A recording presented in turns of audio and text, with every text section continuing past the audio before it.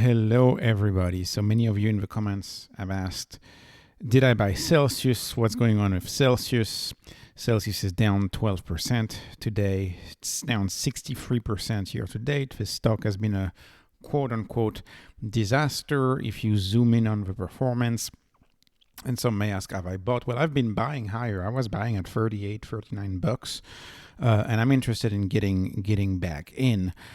We'll see if it's at 32 or if it goes down a little more. But I generally think this is a great price right now. And it's a good opportunity for me. I'm thinking about doubling my position in Celsius and selling some less compelling stocks. But that's as a result of this analysis and as a result of the fact that you'll understand why the drop to me, the 12%, is just market short-termism. It really you can't read anything more than just short-termism, because I'll show you the issue. I'll tell you what happened. So what happened today is a quote-unquote old world conference, Barclays, old British bank. They had this conference and they invited the top management team. And, these conferences, I listened to it fully. If you listen to it, it was during lunch, whatever. And the CFO mentioned something a little off. And so the market got scared because the market is all about short-term.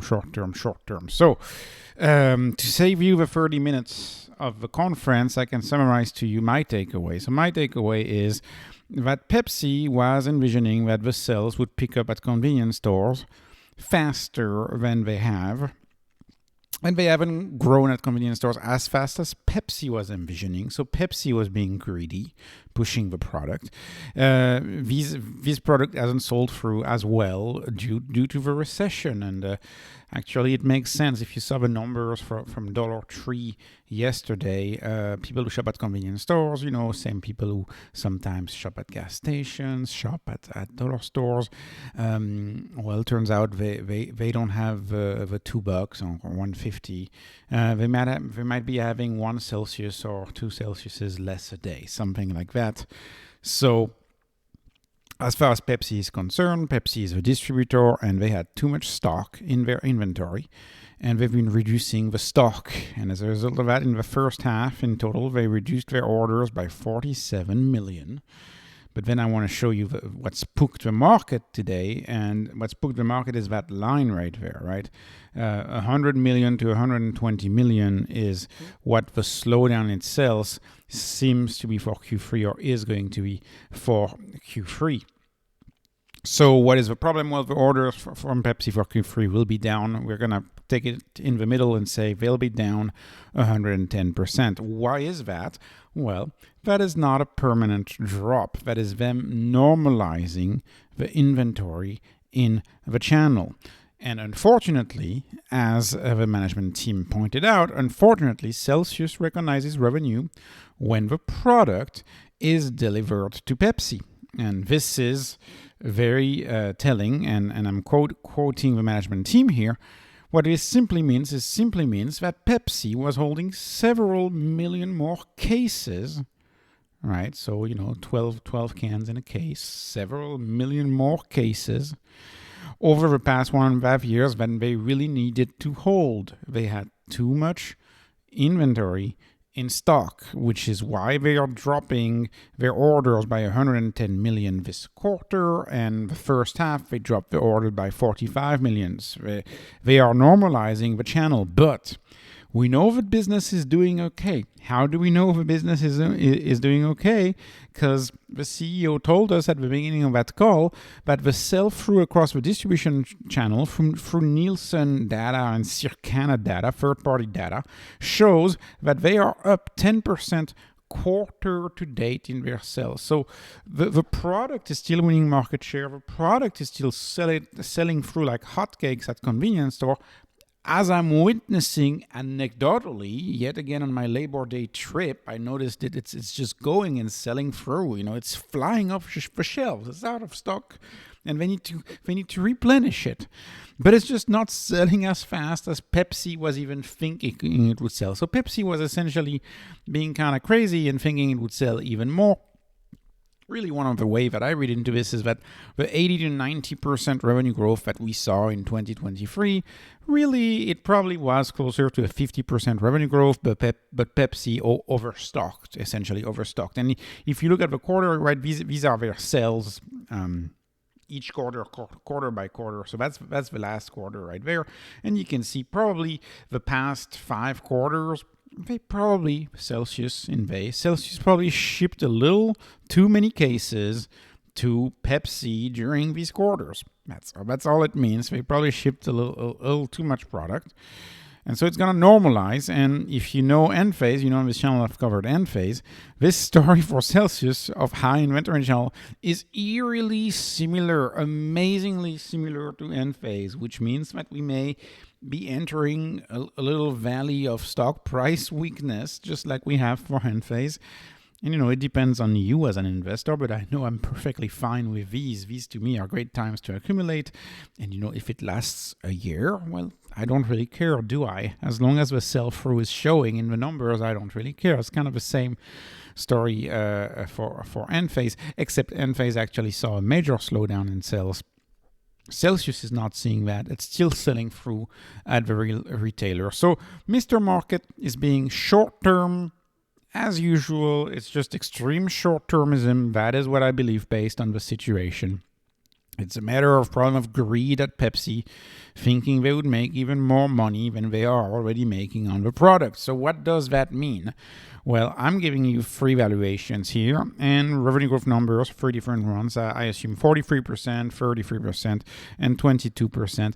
When you look at the enterprise value over gross profit over revenue growth, i.e. how much am I paying for that growth? Of course, if they grew at 44% over the next 12 months, I still believe they can do that. But if they do that, that would be a dirt cheap stock at a 0.23, top quarter cheap.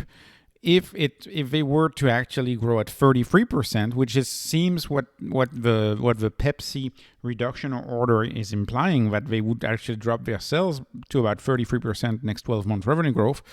If that were to happen, the stock would still be cheap. In my top tier, at 0.3, that's still a cheap stock.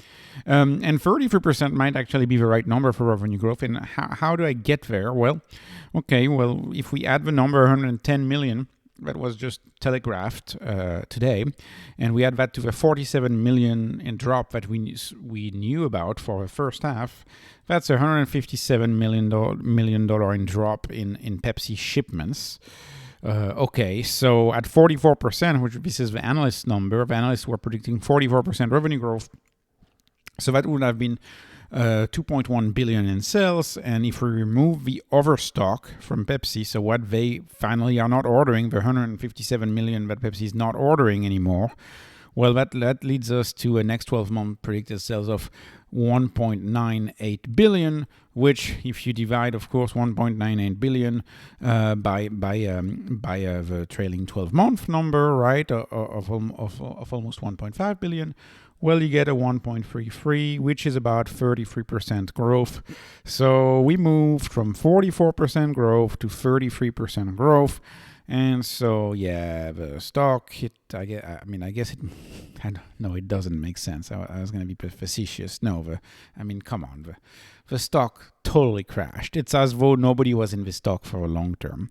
So to me, it overshot to the downside. That's the way I've been feeling and seeing and analyzing that drop for a while. It's overshot to the downside. I found it cheap at 38. Clearly at 32, it's an even better sell. And let's just assume a few more things. And of course, over the long run, that's just a hiccup. In my view, that's just going to be an inventory little hiccup from Pepsi over the long run. Let's keep in mind there's a few catalysts for this story. For example, Pepsi has nothing to do with a European rollout, right? They have Suntory, a Japanese company, as their partner. So they're not impacted for their European rollout. And we know Europe is the next big catalyst for this stock. And second, their position in the market share is doing well. They have a 10% market share of a growing market share. I'm finding conflicting number on the size of the market in the US. I saw 18 billion there, 20 billion there, 24 billion elsewhere. Anyways, 10% market share. That I don't know what number the CEO is using to claim that, but that doesn't seem that far-fetched to me. That seems pretty accurate. But if you look at the energy drink market as a whole and ask yourself how it's growing, well, actually, according to this website, bevindustry.com, energy drink market is growing currently at 9% per year, so 9% more sales each year. And the CEO of Celsius, in the conference said, we're growing 10 times faster than the category, 10 times faster than the category. So if it's 9%, that would be 90%. Yeah, the CEO might be boasting a little bit, a little impression management to the shareholders, to the crowd, sure, but he's not boasting by that much, right? It's like, they're growing 8x, 7x faster than the category. Okay, he rounded that to a 10x. Maybe a little exaggeration, but keep in mind which crowd the CEO is talking to, but not that big of an exaggeration if you look at the number. But let's just assume a few things. I have two scenarios for you, and this is just to show you that per traditional metrics, the stock is now cheap. In my view, it is now cheap because this is, the way I see it, clearly the leader in the energy drink in the US. And, if Europe goes the same way as the US, they may be the leader in Europe, not too far from now. And keep in mind, Europe has a good 150 million more people than the US, right? And this is a food product, so there's only so many drinks any individual can drink, right? So if you have 9% revenue growth, these are the next year numbers, and I'm just calculating an enterprise value over EBITDA valuation, right? Assuming next year's number, assuming revenue only grows 9% over next year, which is definitely too pessimistic. So assuming that with an EV of 7.4 billion, EBITDA would be 374 with their numbers on EBITDA margin, that would be a 20x, right? And assuming they grow at 33%, which is, I guess, what the numbers show with the Pepsi reduction in orders, that they would go at 33% next 12 months. If that were the case, it would be trading at 16x. For a company that is a secular story that may have another 5, maybe even 10 years of future growth, that is dirt cheap. That is cheaper than the market, and that is cheaper than its peers, right? If you look at Monster, which is the closest peer, right? It's exactly in the beverage, in the energy beverage category. Monster is trading at a 21x, 21 times EV over EBITDA, and they don't have anywhere near that growth. And Coca-Cola has even less growth than either company, and it's trading at a 23. So to me, this company is an expensive stock. And where will Celsius be in the next 5 years? I believe it's a multi-bagger. And keep in mind, just if you have a 2-bagger in a 5-year period, that's already a great return, right? You've already achieved close to what the NASDAQ does.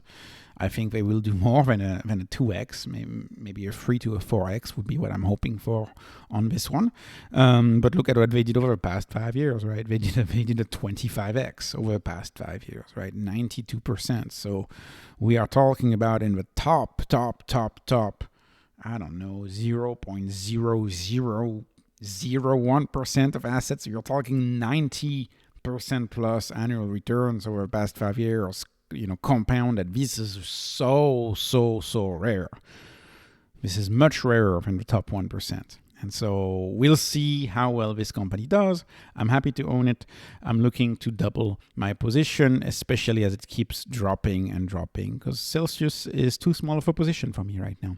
So anyways, this was not investment advice. This is just entertainment. No financial advice ever on this channel. Please like, please subscribe. Thank you for watching, and have a wonderful day.